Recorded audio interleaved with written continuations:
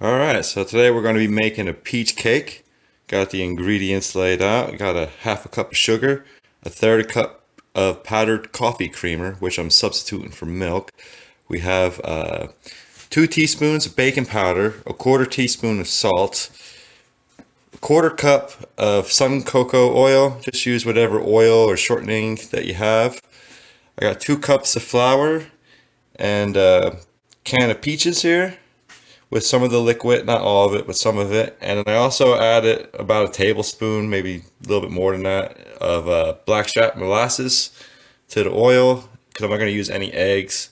So that'll kind of help with the liquid situation.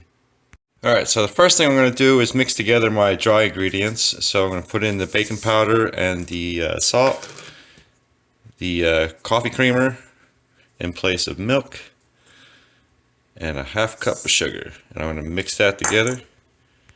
Alright, so you want to get this good and incorporate it.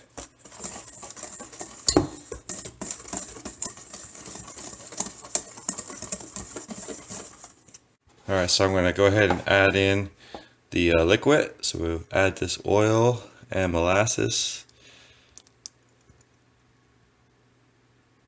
and a teaspoon of vanilla, which I usually go heavy on, so I have to go ahead and start mixing that together. So I got that mixed up a bit, and you can tell it's pretty lumpy.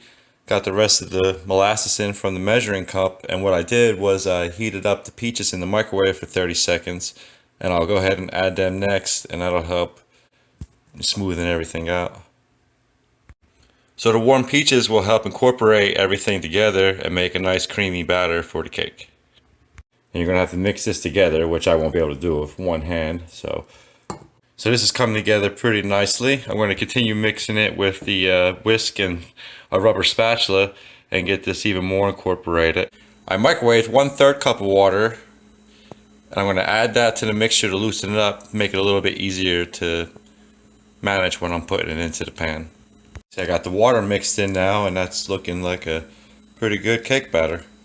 So I have this 9x13 casserole dish, which I'm going to use shortening and a coffee filter in lieu of a paper towel to grease. You don't need much. It's going to be a little hard to see, but that's probably only like a half teaspoon, maybe 3/4 of a teaspoon or so.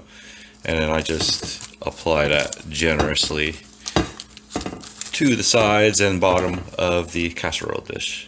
Next, we'll preheat the oven to 350 degrees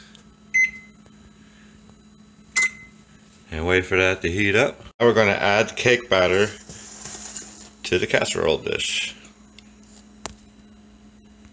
Alright, so this guy's ready to go in the oven, and it'll bake for about 30 minutes or until you can remove a toothpick cleanly. Well, that certainly smells delicious. And here's the toothpick test, which you can see that I've already done, but it is coming out very clean. And we'll let that cool down, and we'll come back and cut it up and see how it plates out. Alright, so we'll go ahead and cut this up.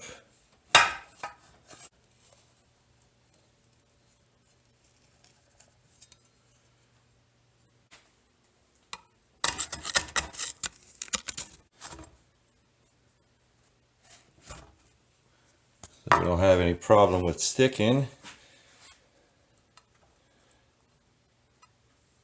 Nice and fluffy. Looks pretty good. Tastes pretty good. I would like a frosting, maybe a cream cheese frosting would be pretty good, or vanilla, pecans and cinnamon. But yeah, overall, easy cake. Easy peasy. Life is peachy. Alright, everybody. Take care.